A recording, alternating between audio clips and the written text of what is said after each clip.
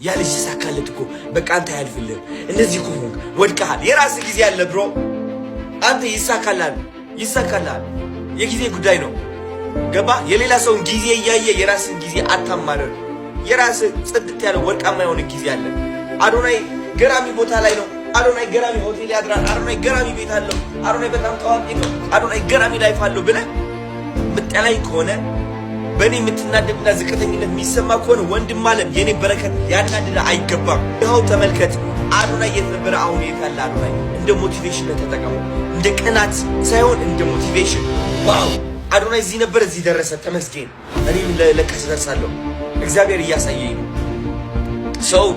ሰው ልንገርህ፣ ሰው ያወድቅ ይሞክራል። ያ ሊያወድቅ የሚሞክር ሰው ግን አያልፍለትም መጨረሻ። ቢካዝ የሌላ ሰውን ውድቀት የሚመኝ ሰው የራሱን ውድቀት የሚመኝ ሰው። ተረዳኸኛ? አንተ የኔ መስታወት ነህ፣ እኔ ያንተ መስታወት ነኝ። አንተ ላይ ያሰብኩት ጥሩ ነገር እኔ ላይ ይሆናል። አንተ ላይ ያሰብኩት መጥፎ ነገር ደግሞ እኔ ላይ መሆኑ አይቀርም። ለዛም ነው የምጠነቀቀው ሰዎች ላይ ክፉ ነገር ማሰብ። ተረዳኸኛ አይደለ ወንድም አለ? ስኬታማ ትሆናለህ። የራስን ጊዜ አለ። የሰው ጊዜ እያየ የራስን ጊዜ አታማ። እወድሃለሁ።